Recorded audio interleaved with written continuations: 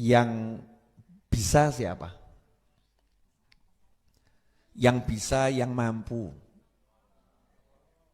Hanya Allah. Bukan Allah, hanya Allah. Jadi kalau kita bicara yang bisa, yang mampu, hanya Allah. Yang kuasa, hanya Allah. Hanya Allah. Coba diulangi bareng-bareng. Hanya Allah.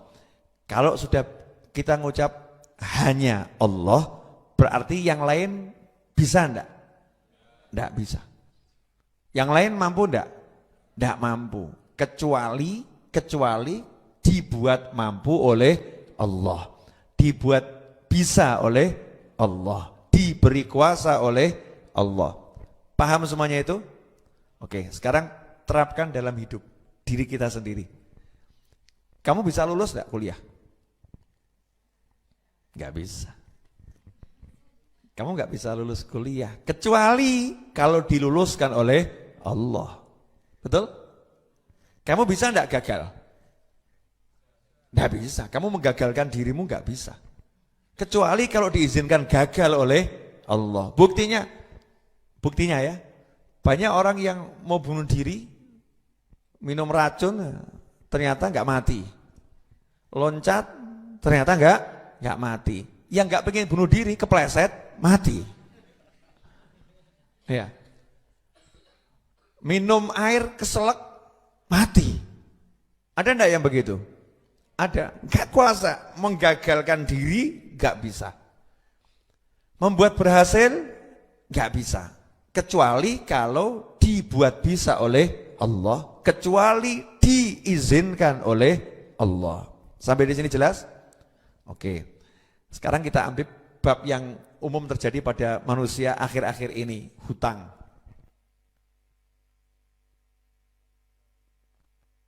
Ilmu terapan ya, ilmu terapan, hutang.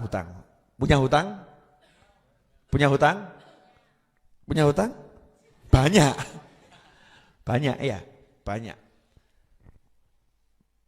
Bisa enggak kamu lunaskan hutangmu? Enggak bisa. Bisa enggak kamu membuat kamu tidak bisa melunaskan hutangmu? Enggak bisa. Ya, enggak bisa. Yang bisa melunaskan hutang hanya Allah.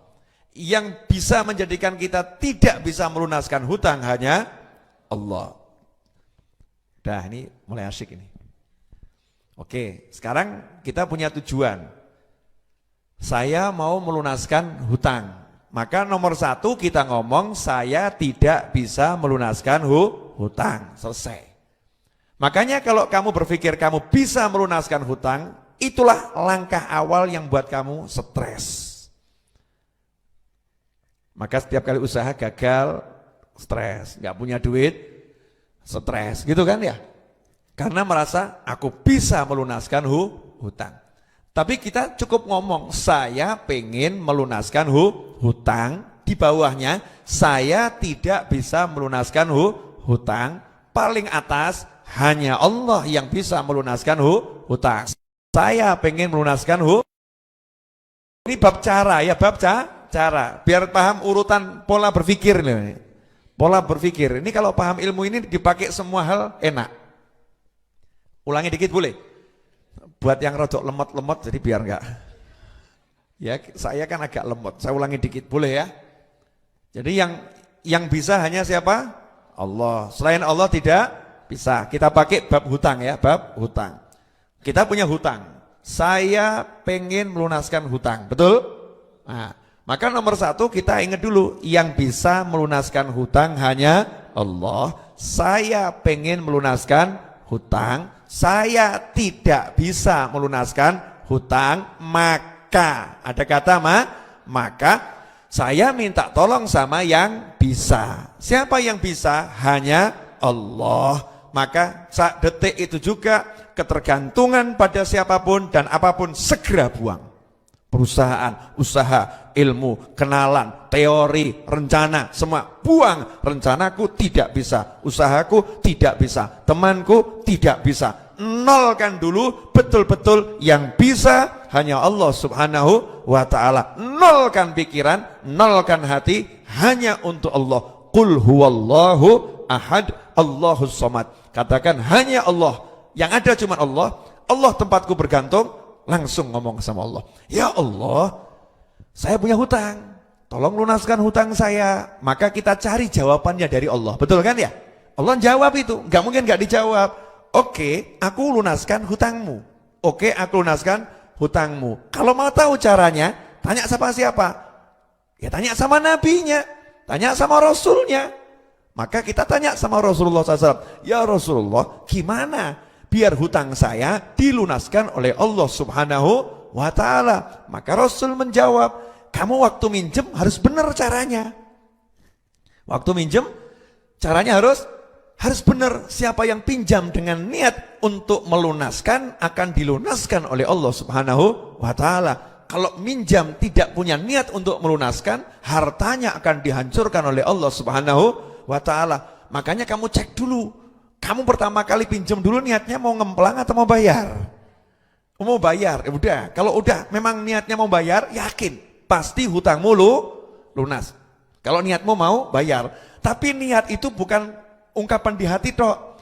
Kalau ungkapan di hati di pikiran namanya bukan niat, tapi lamunan.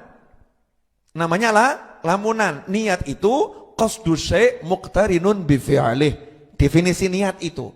Kalau enggak ada prakteknya, niat itu adalah punya keinginan, punya cita-cita yang langsung diwujudkan dengan perbuatan. Itu namanya niat. Kalau enggak ada aksinya, enggak ada perbuatannya, namanya bukan niat, tapi namanya al-amani. Dalam bahasa Indonesianya lamunan. Banyak orang mengira dirinya berniat, padahal lagi melamun, bukan berniat. Oke, saya berhutang dengan niat saya akan melunaskan. Maka saat itu juga dia udah siapkan. Ya, siapkan apa? Perencanaan. Dari sini saya akan ambil sekian rupiah untuk bayar hutang. Sini sekian rupiah untuk bayar hutang. Kemudian dia siapkan mungkin aqua galon atau apa, punya duit cemplongkan ini untuk bayar hutang, ini untuk bayar hutang. Hutangnya 200 juta, nyemplungkannya 5.000 rupiah. Gak apa-apa. Jangan pakai akalmu. Akalmu jangan dipakai, kan punyanya itu ya, punyanya itu. Udah nih niat bayar hutang, niat untuk melunaskan hutang. Ini namanya sudah ada aksi. Terus nanya lagi sama Nabi Muhammad SAW, ya Rasulullah, ya cara berikutnya apa? Cara berikutnya apa? Apakah hanya itu niat? Enggak.